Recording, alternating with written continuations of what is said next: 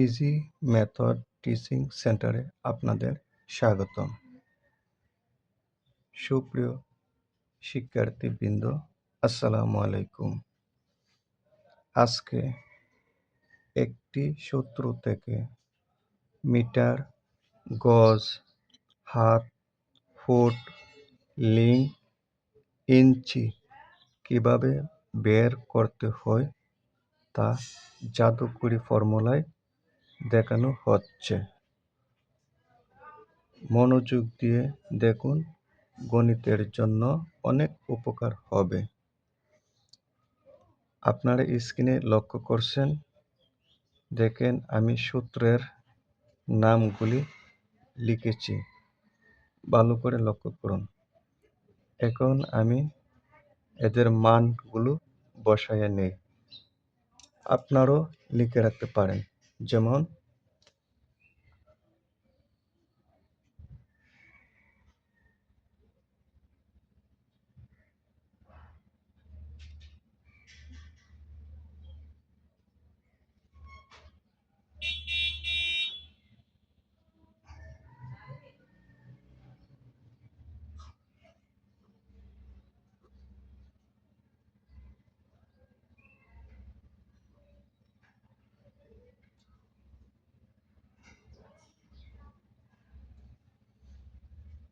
এই সংখ্যাটি সবাই এভাবে লিখবেন।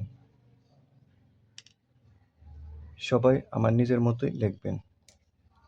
এখন মোটামুটি সূত্র হয়ে গেছে। এখন আমরা সমান চিহ্ন বসাই দিলেই প্রত্যেকটা মান বের করতে পারবো। ধন্যবাদ। এভাবে সমান চিহ্ন বসাও। দেখেন সূত্র হয়ে গেছে। তাহলে আমরা একটা সূত্র বের করে দেখাই। কেমন বলো তো? 1 গজ সমান কত ফুট?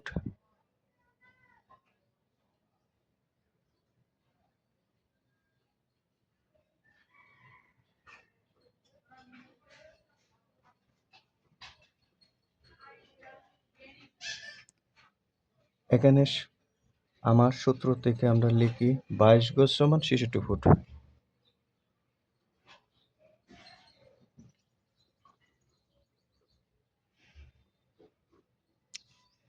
লিখেছ?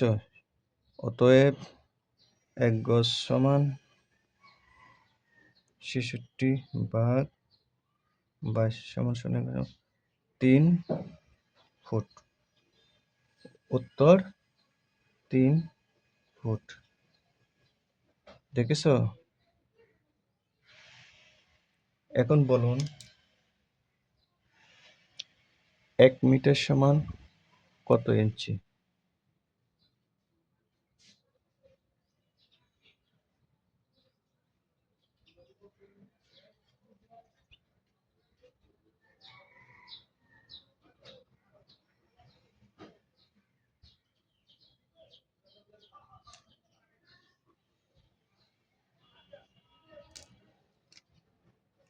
আমরা স্ক্রিনে দেখছি 20.12 মিটার সমান 792 ইঞ্চি। 20.12 মিটার সমান 792 ইঞ্চি। সুতরাং 1 মিটার সমান হবে 792 ভাগ 20.12 সমান সমান কত হবে?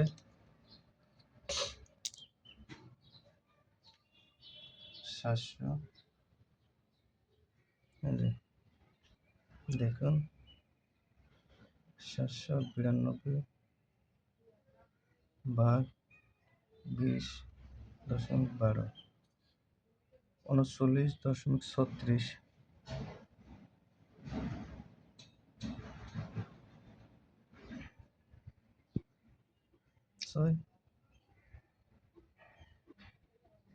ইঞ্চি। উত্তর 39.36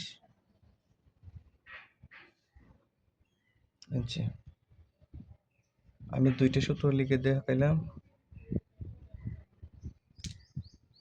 যদি আপনারা বুঝে থাকেন তাহলে আপনারা একটা লিখে দেখান।